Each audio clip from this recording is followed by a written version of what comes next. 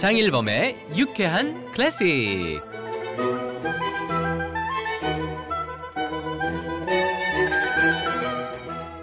네, 장일범의 유쾌한 클래식. 오늘은 특별히 봄을 맞아서 하모니시스트, 하모니카 주자로 지금 우리나라에서 거의 최고봉, 어떤 분들은 양대산맥 이렇게 또 부르던데요. 자, 우리 이윤석 씨 모셨습니다. 안녕하세요. 네, 안녕하세요. 네, 반갑습니다. 반갑습니다.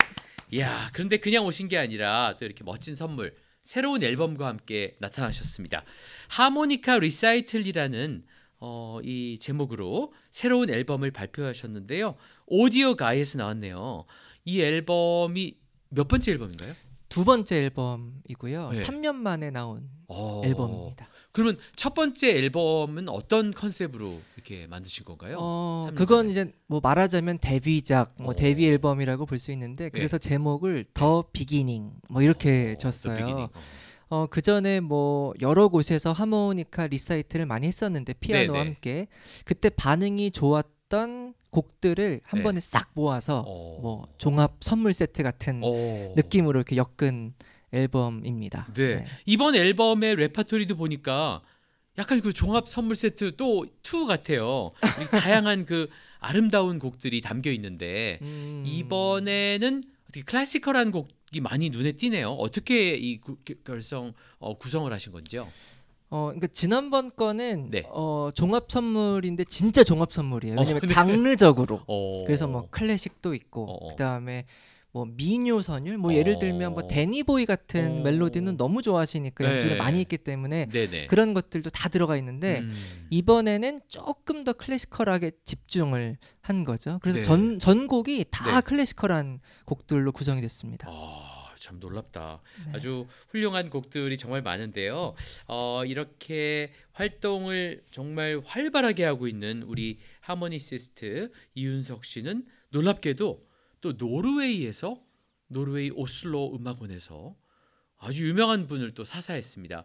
어떻게 해서 노르웨이 가서 하모니카를 하시게 됐는지 그 전공하시게 됐는지 그거 굉장히 궁금하거든요. 그 스토리 좀 말씀해 주실 수 있을까요? 네, 스토리가 뭐 정말 길지만 네. 눈물 없인 들을 수 없는 오. 스토리를 잠깐 제가 이렇게 눈물 없이 들을 수 없는 스토리 제가 눈물을 흘리더라고요. 제발 그러셔야 될 텐데. 일단은 시작한 건 문화센터에서 그냥 가볍게 시작을 한 거고요. 그게 몇 살 때였어요? 그게 초등학교 2학년 때였어요. 네, 취미로 시작을 했다가 네. 하모니카 종류가 되게 많은데 네. 그때 사실 제가 클래식 피아노도 배우고 있었던 이제 어린이였거든요. 그렇죠. 그러니까 클래식도 좋아하고 하모니카도 취미로 배우는. 네. 근데 이제 그러다가 아주 우연한 계기로 외국의 하모니카 페스티벌을 이제 구경을 가게 됐어요. 그러니까 그때 문화센터 선생님께서 아주 선진적인 와, 분이신 대단하시다. 거예요. 거기 가봤더니 이제 클래식을 하모니카로 연주하는 외국 연주자들이 있는 거예요. 그게 어느 나라였습니까? 그게 홍콩에서 열렸던 홍콩. 이제 아시아 태평양 하모니카 대회 뭐 이제 대단하다. 이런 거였는데 그때 클래식을 하모니카로도 할 수 있구나 뭐 이런 와. 생각이 있었고 네. 그리고 악기가 네. 나랑 다른 하모니카를 쓰네 뭐 이런 생각을 하고 돌아온 거죠. 하모니카도 정말 요만한 하모니카부터 그렇죠. 이만한 하모니카. 맞아요. 그 쓰시는 뭐 크로마틱 하모니카. 네, 지금 제가 그죠? 쓰는 게 이제 크로매틱 하모니카였는데 네. 그때 처음 문화센터 배웠을 때는 크로매틱 하모니카가 아니었어요. 네. 그래서 우리 어렸을 때 맞아요. 배우는 그 네. 트레몰로, 옥수수. 네, 트레몰로. 옥수수 하모니카. 네. 그런 종류였는데 그때 외국 갔다 온 다음에 저 악기가 필요하겠다. 내가 원래 클래식을 좋아하니까. 그래서 그 악기를 낙원 상가에서 산 거죠. 샀고 그것도 초등학교 때 일입니까? 그것도 뭐 그때쯤이었던 것 같아요. 뭐 일찌감치 낙원상가에 진출하셨네. 굉장히 뭐 그 소리에 꽂혔는지. 네. 그리고 이제 그 크로매틱 하모니카로 연주된 외국 연주자들의 CD를 구하기 시작했어요. 네네. 그 중에 하나가 제 노르웨이 스승님의 CD인 거예요. 그 유명하신 분이잖아요. 네, 지그문트 그로븐이라는 그러니까요. 아주 유명하신 클래식 하모니카 연주자신데 예. 소리가 굉장히 뭐 맑고 깨끗하고 네. 제 그 마음에 아주 탁 이렇게 터칭이 된 것 같아요. 그래서 그분 CD를 엄청 많이 듣고 크로매틱 하모니카 물론 하모니카라서 원리는 비슷하지만 네네. 크로매틱을 배울 수 있는 환경은 아니었어요. 네네. 그래서 그 CD를 듣고 엄청 그냥 독학 비슷하게 한 거예요. 저는 그 선생님의 소리가 너무 좋으니까 약간 따라하고 싶고 뭐 듣고 따라하고 듣고 따라하고 그렇게 그냥 나름의 제 덕질을 하고 있었고 팬레터도 엄청 보냈어요. 그 어린 막 중학생 뭐 이럴 때 그래서 막 이렇게 이제 보냈는데 팬레터 주소는 어떻게 알고 보내셨어요? 그 홈페이지에 무슨 이메일 주소가 있길래 그때 영어도 뭐 더 못했는데도 막 열심히 내가 뭐 한국에서 뭐 당신의 소리를 좋아하는 누군데 뭐 막 이렇게 해서 보냈는데 답이 없더라고요. 답이 없어요? 답이 없어요. 뭐 마음의 상처를 이제 입고 있다가 이제 뭐 대학교에 전공이 따로 있는 거는 아니었기 때문에 하모니카가 그래서 그냥 뭐 결국은 공부로 조금 고등학교는 돌렸었다가 다시 이제 대학교를 들어갈 때쯤에는 이제 하모니카는 아니더라도 뭐 이제 음악에 관련된 공부를 좀 더 해야겠다라고 해서 이제 음악 이론을 작곡가에서 전공을 했고요. 그것도 제일 유명한 대학교에 가셨다면서요? 서울 내셔널 유니버시티. 네, 뭐 서울대학교 작곡 이론과. 네, 작곡 이론을 전공을 했고 그때부터 조금씩 아유 아니에요. 그렇게 써 있는데 얼굴에? 아유 아닙니다. 열심히 살고 있습니다. 그래서 뭐 하모니카는 계속 조금씩 하다가 그 아주 우연한 계기로 내한 공연을 오신 거예요. 지금 그러고 보니 저는 그걸 운명이라고 보고 있어요. 저 그거 오셨을 때 기억나요? 제가 그때 몇 년도였죠? 2012년도. 네, 2012년도에 그때 가고 싶었는데 전 못 갔었어요. 근데 명성이야 뭐 우리 너무 아니까.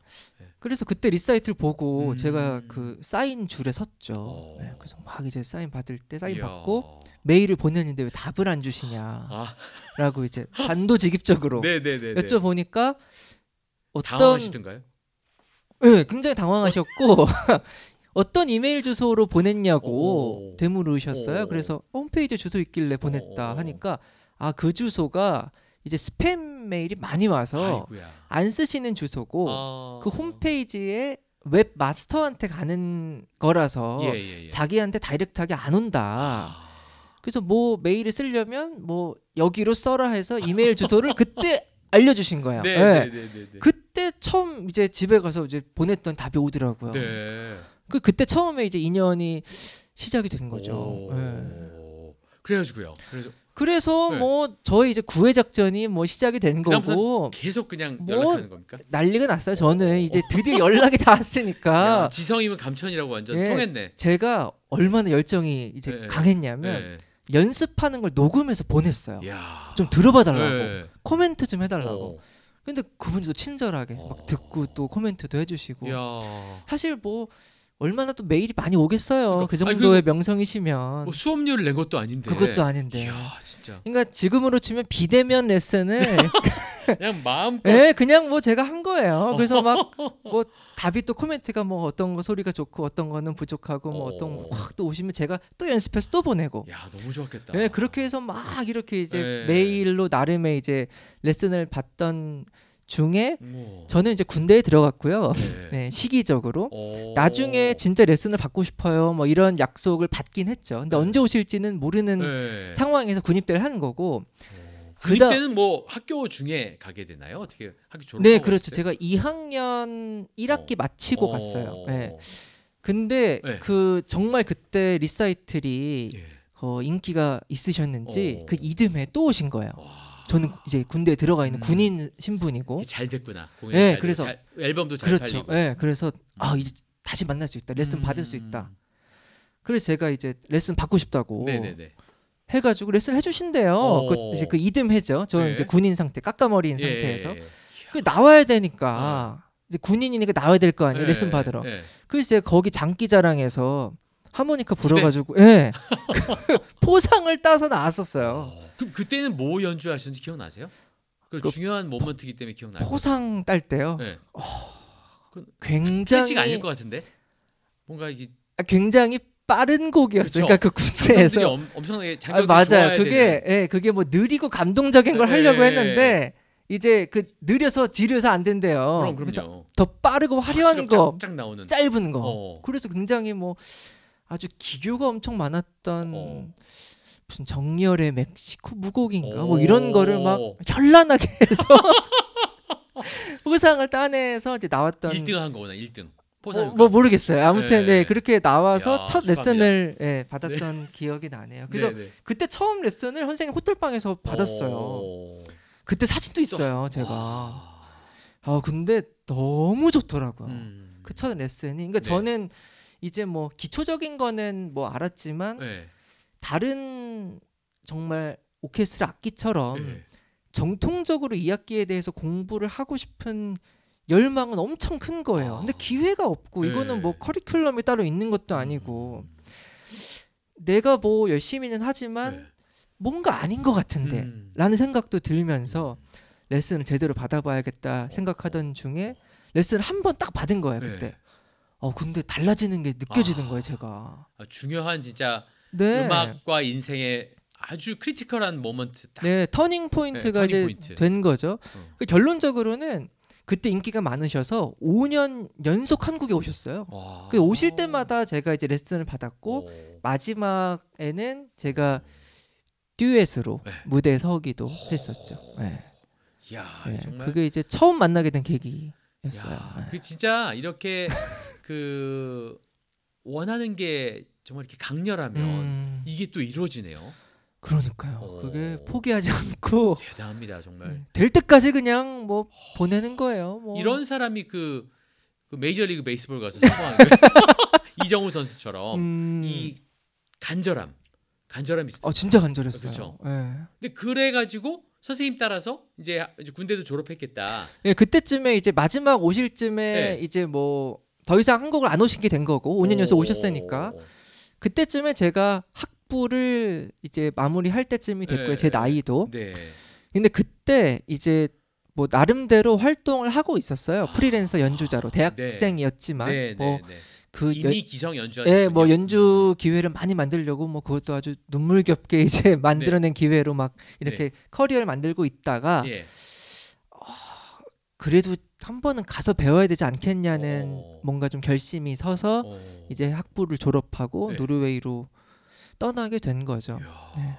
근데 그것도 이게 그럼 노르웨이 하모니카 전공이 있냐 뭐 이렇게 생각하실 수 있잖아요. 그것도 아닌 거예요. 아니에요? 그러니까 노르웨이랑 하모니카 전혀 상관이 없어요. 그냥 우리 선생님이 노르웨이 사람일 뿐인 거예요. 그래서 이게 없으니까 어떻게 해요? 그럼 만들어야 되거든요. 근데 다행히 그 노르웨이 음악원에 약간 우리식으로 말하면 설계 전공, 뭐 자유 전공 뭐 이런 게 있었어요. 왜냐하면 이게 그 북유럽이라 그런 게 있는 건지 모르겠지만 요즘에 이제 음악은 이 정규 전공에 안 맞는 음악들이 있거든요. 그러니까 예를 들면 뭐 맞습니다. 나는 피아노도 치고 싶고 뭐 작곡도 하고 싶어요. 그럼 피아노과 들어가면 작곡 공부 못 하고 작곡과 들어가면 피아노 공부 못 하잖아요. 아니면 뭐 전통 악기와 뭐 전자음악 미디를 하고 싶어. 그러면 어디 들어갈 방법이 없잖아요. 그러니까 이런 거를 받아주는 전공이 있었어요. 그래서 각자 커리큘럼을 직접 만들어서 이제 서류를 한번 통과를 하고 오디션을 보는 프로그램이었죠. 그래서 제가 이제 아주 길게 서류를 작성한 거죠. 클래식 하모니카 역사부터 뭐 해서 뭐 이런 레퍼토리가 있고 내가 꼭 노르웨이를 가야 되고 무엇보다 중요한 건 내가 노르웨이에 가는 유일한 이유는 이 선생님한테 배우러 가는 거니까 내가 여기 들어가면 이 선생님께서 교수님이 돼야 된다. 그러니까 저희 선생님도 이 학교랑 상관이 없는 분인 거예요. 정말요? 하모니카 전공이 있는 게 아니니까 저희 선생님은 우아하게 연주만 하신 거예요. 연주만으로 바쁘시니까. 그래서 그게 돼야 된다 해서 서류가 통과가 됐어요. 그래서 제가 가서 오디션을 보고 와서 합격을 해서 이제 저도 거기 가서 정식으로 배울 수 있는 루트가 생긴 거고 저희 선생님도 교수님이 되신 거고 저 때문에 이제 윈윈인 거죠. 그래서 제가 졸업하고 이제 한국 왔으니까 선생님도 더 이상 이제 학교에서 이제 안 하시게 된 거고. 그러면 그 몇 년 동안 거기 노르웨이? 제가 2년을 있었어요. 2년 정도 있었어요. 노르웨이 음악원에서. 야, 그러면 거의 뭐 엄청난 그 1년씩 배웠을 때보다 엄청난 발전이 있었겠네요. 그럼요. 그 1년씩 배웠다는 것도 사실은 네. 1년에 한 번 배우는 거잖아요. 그러니까 뭐 견우직녀도 아니고 그 레슨만 기다리는 거예요. 네, 내년에는 언제 그렇죠. 오시나 뭐 그거랑 이제 정말 학교 다니는 것처럼 매주 레슨을 한 번 받는 거는 정말 차원이 다른 얘기고 그렇죠. 저에게는 꿈만 같은 세월이었어요. 왜냐면 제 정말 아이돌이기도 한 분한테 이렇게 매년 한 번 받다가 이제 일주일에 한 번 받으니까 너무 좋았는데 한편으로는 너무 힘든 시간이기도 했어요. 아, 너무 빡셌습니까? 굉장히 빡셌고 이제 저는 어쨌든 연주자 생활을 하다가 간 거니까 그리고 하모니카 연주는 사실은 많이 하는 사람이 없잖아요. 그렇죠. 그렇기 때문에 뭐 제가 뭐 아주 못하는 별로인 연주자는 아니었겠지만 뭐 사람들도 제 연주를 좋아하고 그러니까 사람들을 즐겁게 하기에는 충분한 연주자였던 것 같아요. 그 당시에. 근데 가보니까 선생님이 너무 혼내는 거예요. 이제 정말 나의 제자고 정말 그렇죠. 프로페셔널하게 가야 되니까. 그래서 뭐 일주일에 한 번 레슨 받는 게 좋으면서도 너무 많이 지적을 당하니까 이게 사람의 자존감이 용기가 좀 사라지죠. 저는 제가 그렇게 못하는 줄 몰랐어요. 그게 정말 우물한 개구리라고. 거기 가서 뭐 이제 뭐 한 몇 마디를 나가지도 못해요. 그래서 뭐 다시 한번 해보라고 하고 또 하면 못한다고 하니까 이게 레슨이 참 이제 음악 레슨이라는 거는 참 미술과는 다르게 이렇게 시각적으로 짚을 수가 없잖아요. 그러니까 뭐 어떻게 해봐라고 이제 언어로 설명하지만 그게 정확하게 설명하고 포착하기는 어렵잖아요. 그러니까 잘 모르겠는 거예요. 내가 못하는 건 알겠어요. 그리고 선생님이 이렇게 해보라고 해서 소리를 들려줘요. 그럼 다른 건 알겠어요. 근데 어떻게 하면 달라지는 거지? 라는 거를 잘 모르겠는 상태로 또 일주일이 가요. 나름대로 열심히 연습해서 가요. 그래서 또 해봐요. 그게 또 아니래요. 아니 왜 아닐까? 그러니까 선생님은 되는 사람이기 때문에 되는 분이 안 되는 사람에게 설명하는 건 참 어려운 일이에요. 맞아요. 특히 음악은 굉장히 추상적인 예술이기 때문에 청각을 그래서 너무 힘들었던 거죠. 맞아. 그 저 야구 선수들도 천재적인 타자들은 코치를 못 한다 그러잖아요. 이게 왜 안 되니? 지금 너무 배우고 싶은데 너는 왜 이렇게 하면 되잖아. 이게 안 된대요. 똑같아요. 그러니까 되니까 이제 본인은 되기 때문에 이제 설명하기 어려운 부분이 있는 거잖아요. 그래서 정말 그 첫 학기에는 막 악기를 막 던지고 싶을 정도로 그리고 그냥 짐 싸서 한국 돌아갈까 뭐 이런 생각도 많이 물가도 했어요. 비싼데 물가도 엄청 비싸고 뭐 한국 사람도 없고 맞아요. 노르웨이까지 유학을 가는 사람이 뭐 얼마나 있겠습니까? 뭐 그리그 너무 막 그리그 좋아해서 가는 사람 아니고서는 그 노르웨이 음악원에도 한국 사람 거의 없었어요. 아니 그리그가 아무리 좋아도 좋아서 가는 사람은 거의 없습니다. 거의 없죠. 그러니까 이제 뭐 외롭기도 하고 근데 뭐 매주 한 번씩 깨지고 근데 선생님 입장에서는 이제 뭔가가 좋아도 이제 더 끌어내려고 하는 게 또 선생님의 역할일 거 아니에요. 그 레슨이라는 거에서 조금 더 다듬고 조금 더 깊게 들어가고. 그러니까 선생님은 선생님대로 열심히 최선을 다하신 거죠.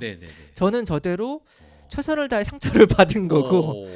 그렇게 해서 이제 공부하는 건 굉장히 힘들었어요. 근데 지금 돌아보면 선생님 말이 맞아요. 그러니까 그때는 이해 안 된 부분들이 이게 결국은 약간 계단식도 성장이라고 지금에 와서 조금 이해되는 부분도 있고 제가 다른 학생을 좀 지도할 때 똑같은 말을 하고 있는 거예요. 그래서 아마 선생님이 이런 마음으로 뭔가 이제 그 애정어린 잔소리를 하셨나 보다라는 생각도 들죠. 하긴 파바로티가 그렇게 다른 사람을 못 가르친대잖아요. 왜 이게 안 돼? 그건 너 되시니까. 그게 이제 왜 이게 안 되지? 이렇게 하면 되잖아. 걔도 그 마찬가지네요. 네, 진짜. 정말 그러나 힘들었어요. 그런 각고의 시간을 거쳤기 때문에 정말 그 연어가 이 알에서 네. 성체가 돼가지고 탁 회귀하듯이 이렇게 멋지게 오늘날 이윤석 하모니시스트가 연주하고 있는 게 아닌가 이런 생각이 드는데 진짜 그 노르웨이에 사셨으면 연어 많이 드셨겠네요. 어떻습니까? 이런 질문을 굉장히 많이 받아요. 정말요? 네. 내가 참신한 질문인 줄 알았어. 나는. 아니에요. 안 할래. 연어를 빼놓고 얘기할 수가 없는 나라인데 네. 연어는 네. 그 코스트코가 제일 싸요. 그래요? 네, 코스트코가 제일 싸고 정말 신선하고 아. 그 노르웨이 연어 많이 먹긴 한데 그 나라 물가가 워낙 비싸서 사실 뭐 학생 신분으로 뭐 엄청 자주 먹지는 않았던 것 같아요. 뭐 가끔 뭐 먹을 수는 있었죠. 저 스웨덴이나 핀란드에서도 연어 먹었는데 맛있었던 기억이 나요. 네. 노르웨이도 가봤지만 저는 스웨덴에서 먹었던 기억이 나는데 하여튼 야 그렇구나. 그 연어를 많이 먹으면 머리가 좋아진다고 뭐 그런 얘기 많이 하잖아요, 그죠? DHA인가 뭐 그런 게 많아가지고 좋습니다. 그러면 노르웨이에서 우리 아주 각고의 노력 끝에 승리를 하고 돌아온 우리 하모니시스트 이윤석의 하모니카 리사이틀 앨범 중에서 첫 번째 곡을 하나 좀 들어봤으면 좋겠어요. 어떤 곡 들어볼까요? 마녀의 딸이라는 마녀의 딸이요? 네, 묘한 제목의 곡인데요. 그럼 마녀의 딸이면 이 아이도 마녀 아닌가요? 이 아가씨도? 그러니까요. 네. 그 제임스 무디라는 작곡가의 곡인데 네. 이제 하모니카 세계에서는 굉장히 유명한 작곡가예요. 그래서 하모니카 곡을 거의 제일 많이 썼다고 할 수도 있을 만큼 유명한 작곡가인데 그 작곡가의 하모니카 오리지널 작품입니다. 그럼 이 곡에서는 어떤 걸 좀 들어보면 좋은가요? 리듬이 굉장히 강렬해요. 그래서 반복되는 리듬이 중독성 있게 나타나는데 그게 이제 하모니카의 테크닉을 살짝 보여주기에도 되게 적절하게 잘 쓰여졌거든요. 그래서 뭐 굉장히 길지 않은 작품이라서 좀 재밌게 들어보실 수 있을 것 같습니다. 네, 그러면 제임스 무디의 The Witch's Daughter, 마법사의 딸 함께 들어보겠습니다.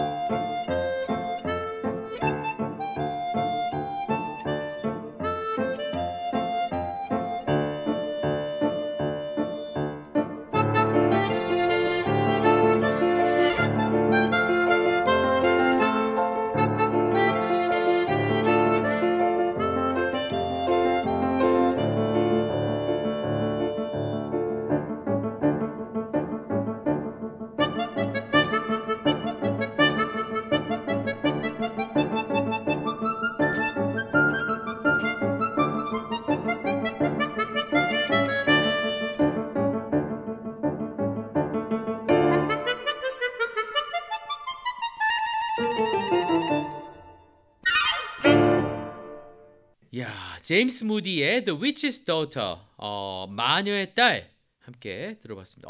또 하모니카의 멋진 또 테크닉을 함께 만날 수 있었던 멋진 곡이었고요.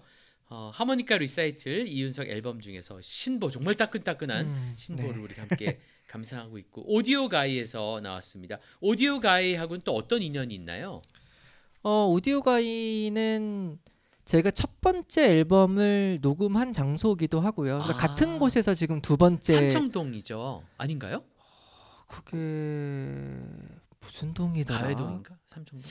약간 광화문 근처예요. 그렇죠. 예, 맞을 거예요. 삼청동. 예, 그래서 거기서 녹음을 했는데 되게 녹음이 따뜻하게 잘 되고 하모니카 음색에도 잘 맞는 곳이어서 제가 너무 좋아하는 스튜디오고, 대표님도 뭐 너무 좋으신 분이라 제가 애정하는 곳입니다. 네. 알겠습니다. 자, 그리고 이제 국내 돌아와서 굉장히 연주를 많이 하시게 됐는데, 또 지휘자 금난세 선생님하고 또 깊은 인연을 맺게 되어서 첫 그 연주 후에 계속해서 엄청나게 많은 연주를 하셨다고요? 네, 제가 처음에 금난세 선생님 뵀을 때가 2017년도 였는데요. 그때 처음에 뵙고 뭐 저한테는 뭐 지금도 너무 연예인 같으신 분이고 뭐 그렇죠. 워낙 이제 바쁘게 활동하시는데 하모니카랑 이렇게 오케스트라랑 같이 연주할 수 있는 기회를 주시다니 뭐 너무 영광이었죠. 그때는 그때 이제 하모니카 처음 연주 같이 하고 좋으셨나 봐요. 그래서 이제 그 이후로 계속 이제 연주 콜을 주셔서 감사하게 연주하고 있고요. 뭐 외국 투어 나가실 때도 같이 이제 솔리스트로 따라간 적도 있고 이제 계속 함께 여러 가지 연주에 같이 하고 있습니다. 아니 그래서 뭐 100번이 넘게 협연을 그 정도 한 것 같아요. 네. 대단합니다. 아니 그렇게 그 특별히 좋아하지 않으면 그렇게까지 많이 안 하신다고 또 얘기를 들었는데 엄청 좋아하시는 것 같아요. 감사하게 생각하고 있습니다. 메츠 소프라노 백재은 씨랑 아마 우리 또 하모니시스트 이윤석 씨랑 두 분을 가장 좋아하지 않나. 네, 맞아요. 그런 생각이 듭니다. 네. 근데 그 연주할 때 어떤 곡들을 연주하셨어요 주로?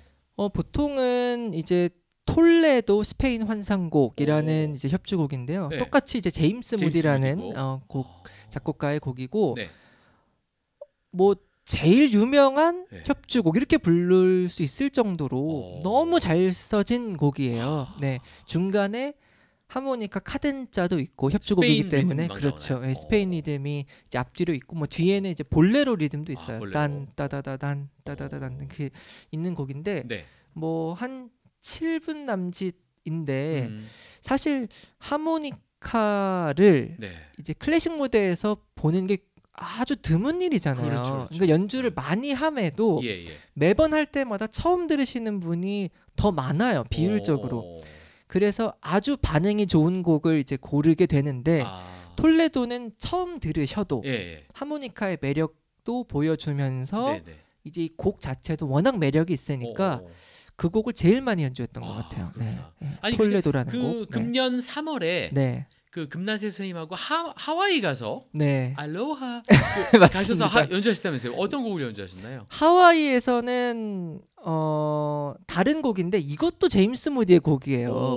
그 불가리안 웨딩 댄스라는 이제 작은 하모니카 이제 소품이고, 왜냐하면 톨레도는 풀 오케스트라 편성이고요. 근데 이제 하와이에서 연주했을 때는 약간 챔버, 스트링 챔버이기 때문에 그거에 맞는 편성으로도 골라야 했고, 불가리안 웨딩 댄스라는 이제 곡하고 이제 문 리버라고 너무 이제 좋아하시는 이제 영화 음악이죠. 근데 재밌는 게 맞습니다. 그 영화에 이제 물론 이제 그 오드리 헵번이 부른 이제 노래 버전도 유명하지만 배경음악으로도 문리버가 있어요. 맞다. 근데 그게 하모니카로 연주가 된 버전이에요. 그렇죠. 그러니까 애초에 하모니카랑 잘 맞는 멜로디라고 할 수 있는 거죠. 그래서 문리버를 이렇게 세트로 연주를 했었죠. 하와이 분들이 너무 좋아했을 것 같습니다. 너무 좋아합니다. 하와이 별빛을 보면서. 알로하. 제가 하와이를 네. 못 가봤잖아요. 그래서 한번 꼭 가보는 게 소원입니다. 저 이번에 처음 갔었어요. 좋던가요? 너무 좋고, 아이고야. 뭐 정말 지상 낙원이라는 그렇다면서요. 말이 딱 어울릴 정도로 물가가 많이 비싸졌다고 그러긴 하던데. 물가가 비싸긴 하더라고요. 좋습니다. 자, 그래서 이 레퍼토리가 참 아주 다양하게 이렇게 또 개발을 해야 될 것 같아요. 왜냐하면 하모니카를 위해 쓰여진 곡이 아무래도 레퍼토리가 좀 적을 것 같은데, 그럼 어떤 노력을 많이 하시나요? 좀 써달라 그러나요? 써달라고 하는 경우도 있고요. 네. 그래서 제가 실제로 네. 몇 년 전에 그 현대음악 작곡하시는 분들을 네. 이제 수소문을 해서 워크숍을 열었어요. 하모니카의 원리는 이렇고 뭐 이런 작품이 대표적으로 있고 네네. 대표적인 악보도 몇 개 보여드리고 이렇게 세미나 같은 걸 제가 하고 네. 이제 그분들이 실제 관심 있으신 분들이 네네. 이제 곡을 실제로 쓰셔서 네. 그걸 연주한 적이 있었어요. 그래서 뭐 그런 노력도 많이 기울이고 있고요.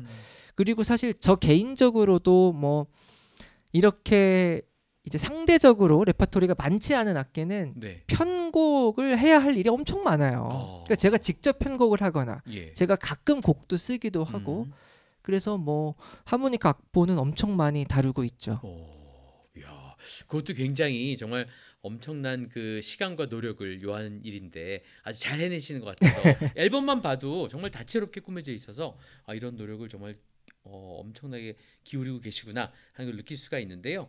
자, 그 레퍼토리들 중에서 또 한 곡 들어봤으면 좋겠어요. 어떤 곡 들어볼까요? 네, 분위기를 조금 바꿔서요. 네. 퐁세라는 작곡가의 네네. 에스트렐리타 작은 별이라는 이제 소품인데 이게 그 하이패츠 편곡입니다. 네네. 그러니까 바이올린 이 편곡 이제 거의 그대로 이제 바탕으로 해서 한 건데 하이패츠랑 이제 뭐 어떻게 연관이 되는 거냐면 네. 그 토미 라일리라는 아주 네. 전설적인 연주자가 예. 이제 이 클래식 하모니카 세계에서 거의 뭐 시조격이에요. 근데 사실은 지그문트 그로분의 또 네. 스승님이에요. 그렇구나. 그러니까 나름 이제 제가 계보를 잘 연결하려고 노력하고 있는 건데 그 다음 이윤석이네요.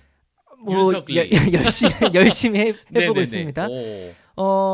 그 당시에는 뭐 하모니카가 더 이렇게 뭐 배울 환경이 없었겠죠. 그래서 이분이 사실 제 2차 세계 대전 때 그 포로 수용소에 잡혀갔어요.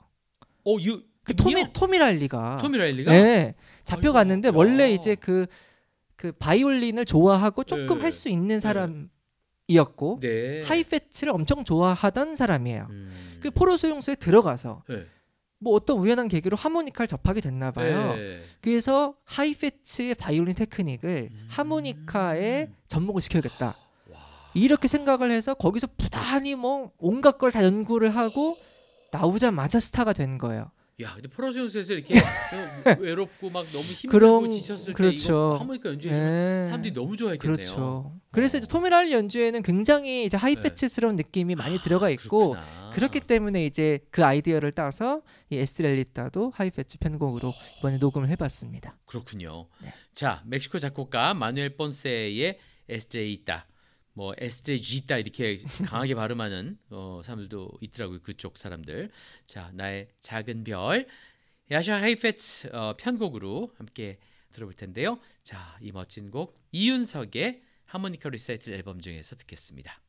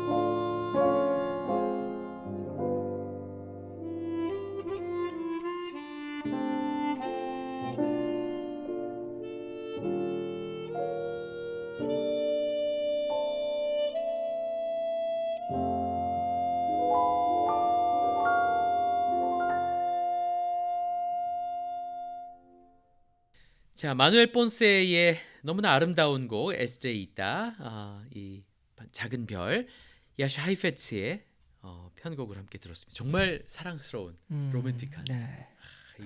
연인에게 막 하모니카 불러주면 너무 좋아하겠네요. 그런 생각이 납니다.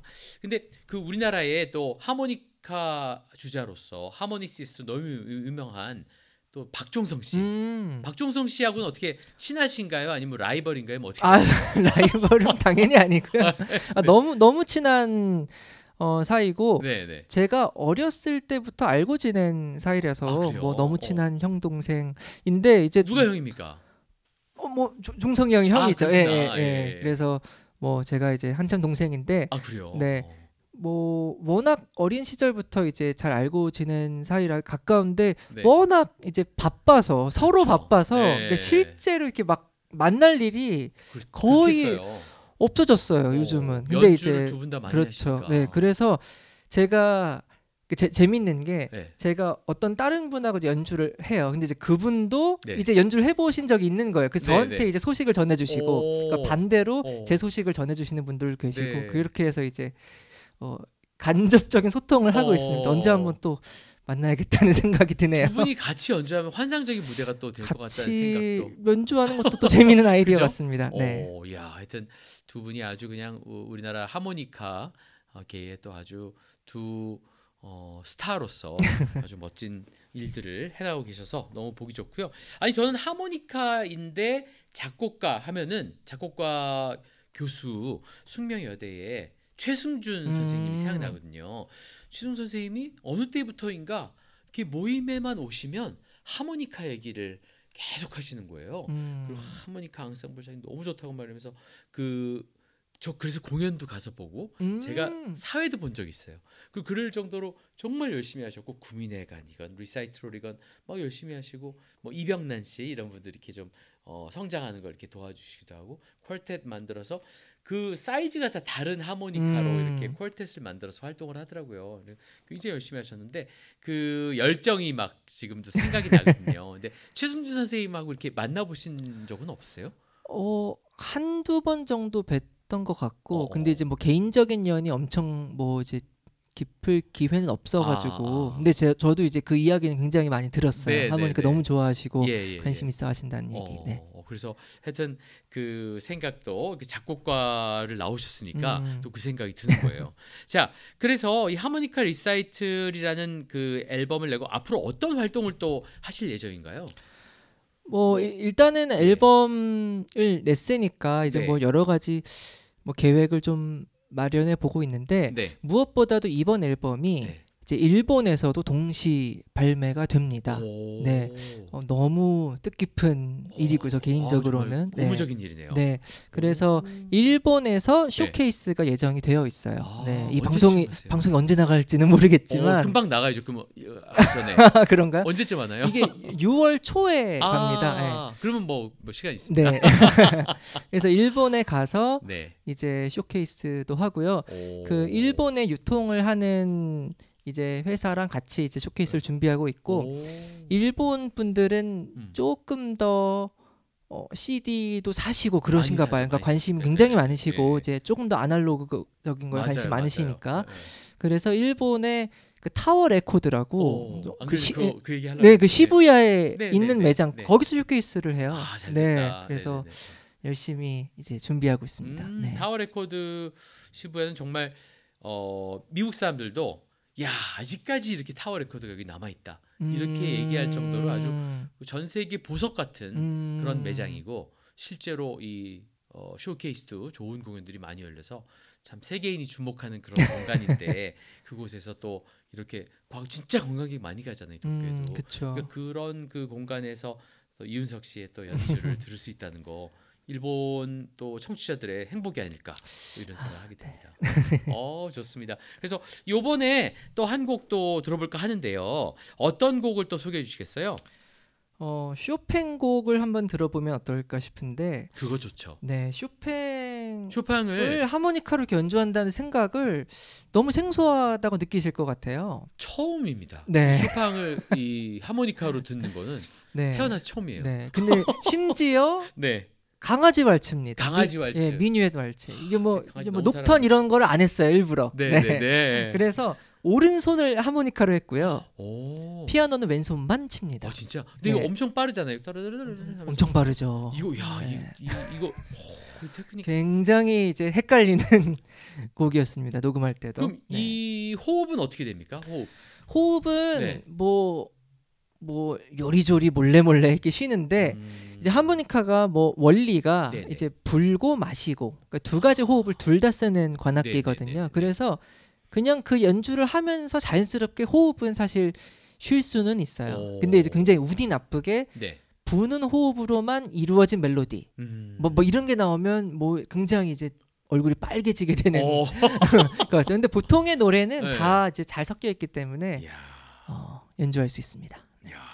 그래서 이 앨범이 이제 우리나라에서도 아주 좋은 반응을 얻고 또 일본에서 타워 레코드 통해서 또 이게 엄청나게 많이 홍보되어서 또 많은 또 외화 획득도 하시면 좋을 것 같다는 생각이 듭니다. N화. 자 그래서 이윤석 하모니시스트의 하모니카 리사이틀 앨범 가운데서 이 1미닛 왈츠라고 하잖아요. 그 1분 동안 계속 강아지가 이렇게 돌아가는 그런 모습. 자, 왈츠 D 플랫 장조 작품 64의 1 프레드릭 쇼팽의 곡 함께 들어보도록 할까요?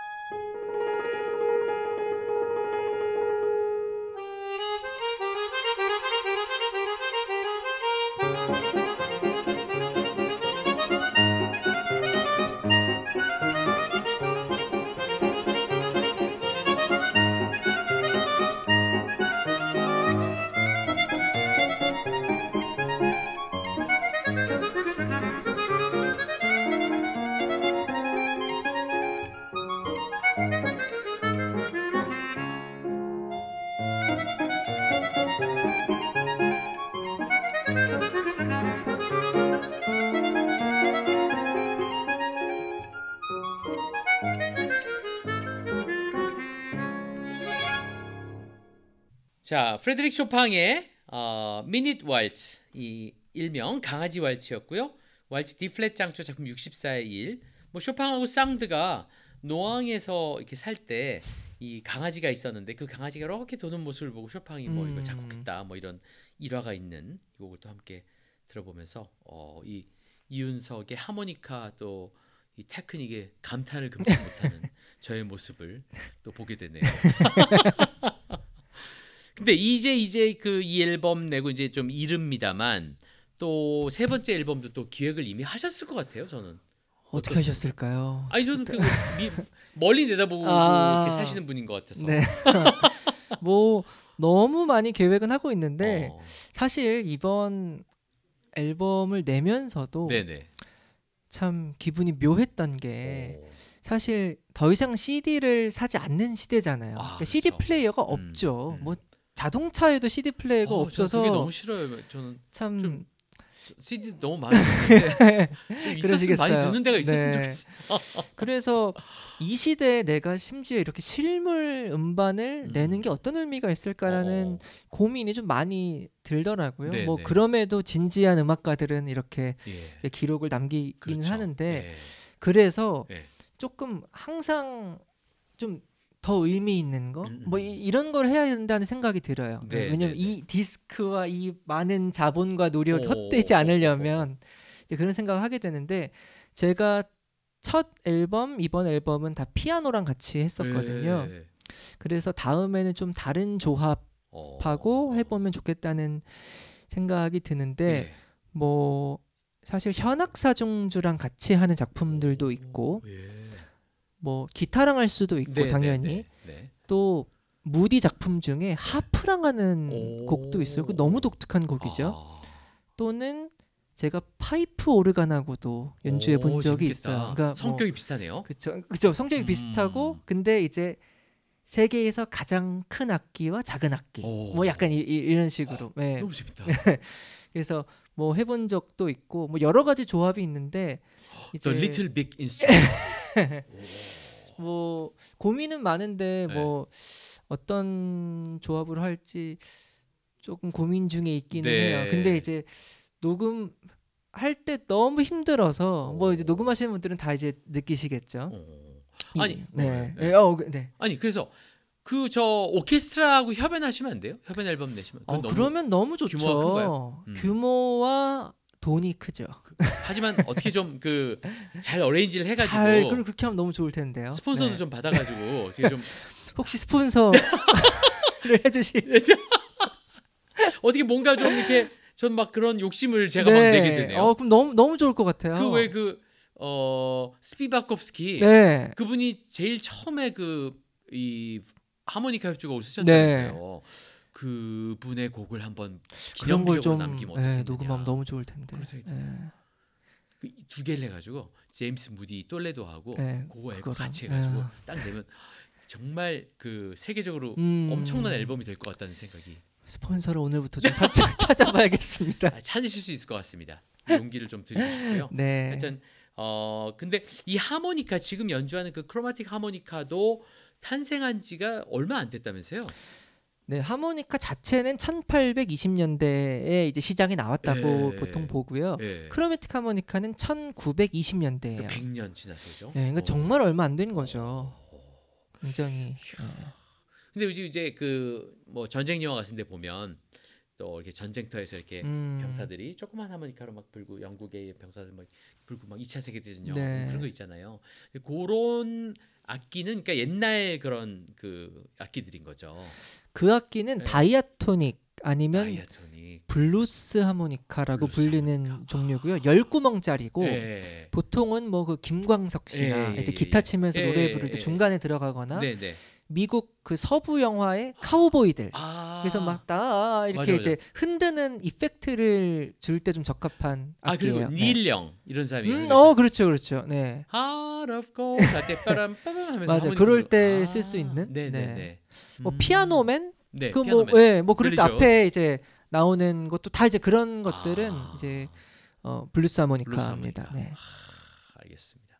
그것도 하실지 아시죠? 그것도 근데? 소리는 뭐 낼 수 그쵸? 있죠. 예. 근데 이제 이렇게 겸손하게 소리는 낼 수 있다. 소리는 낼 수 있는데 이제 크로매틱 하모니카는 이제 네네. 반음계가 자유로우니까 네네네. 그 악기 단독적으로도 이렇게 뭐 독주회든 뭐 네네. 협연이든 할 수 있는 레파토리가 가능한 악기인 거고. 네. 근데 이제 블루스 하모니카는 이제 보통은 메인으로 쓰기에는 조금 어려워요. 네, 그러니까 좀 이렇게 한계가 있으니까. 네네네. 그래서 조금 중간에 이펙트를 주거나 뭔가 효과를 딱 주기에 좀 적절하죠. 네.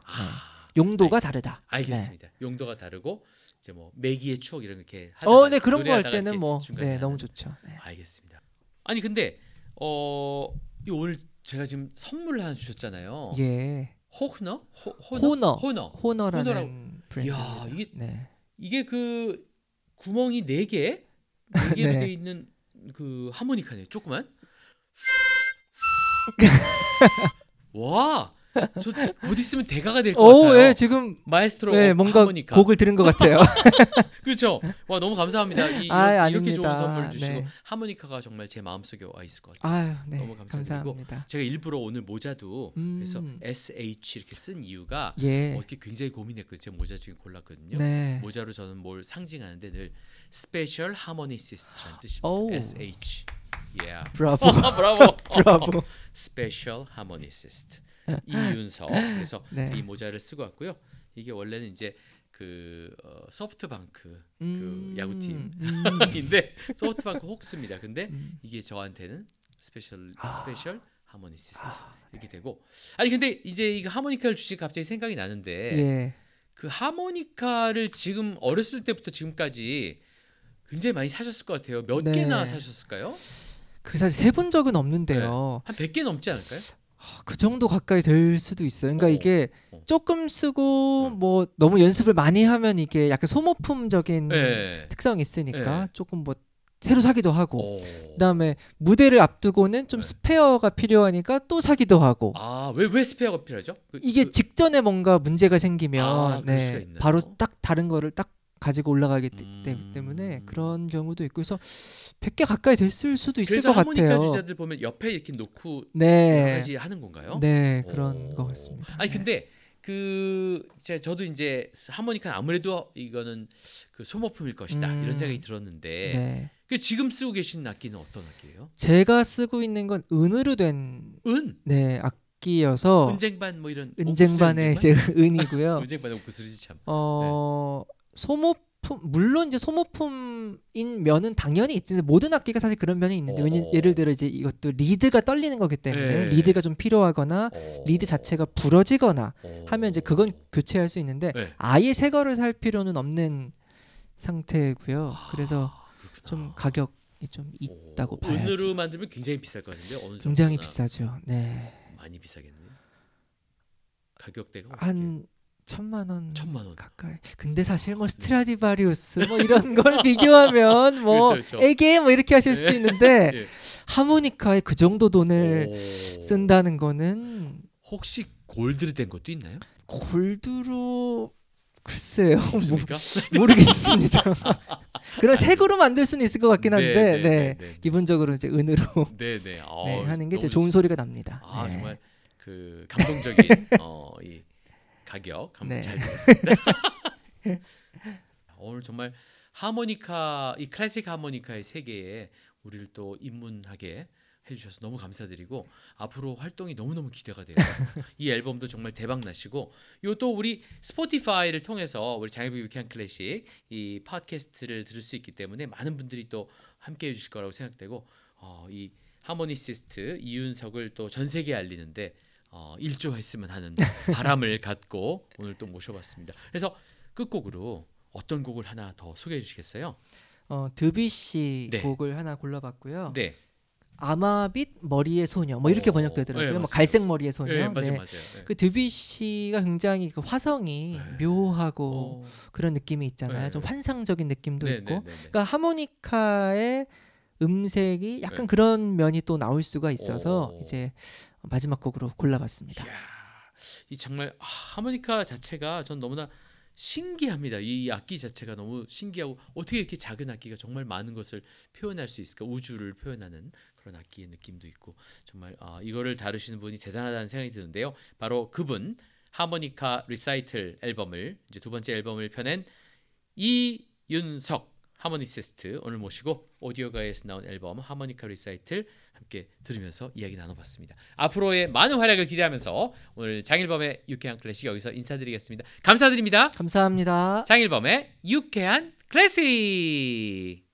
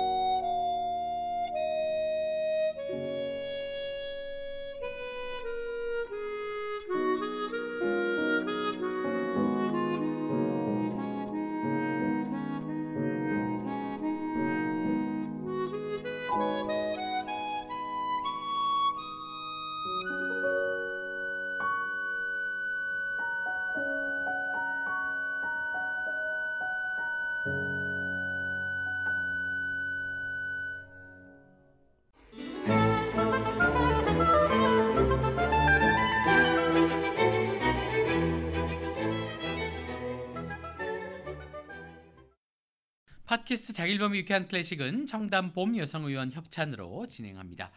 청담봄 여성의원은 자궁탈출증, 방광류, 요실금 수술 전문입니다. 산부인과 전문의 22년 경력의 원영석 원장은 난치성 여성 통증 치료로도 유명합니다. 현재 600명 이상의 여성들에게 중요한 자궁을 유지할 수 있도록 도와주고 있습니다. 장일범의 유쾌한 클래식 청취자 여러분, 여성 전문 클리닉 청담봄 여성의원 기억해 주세요.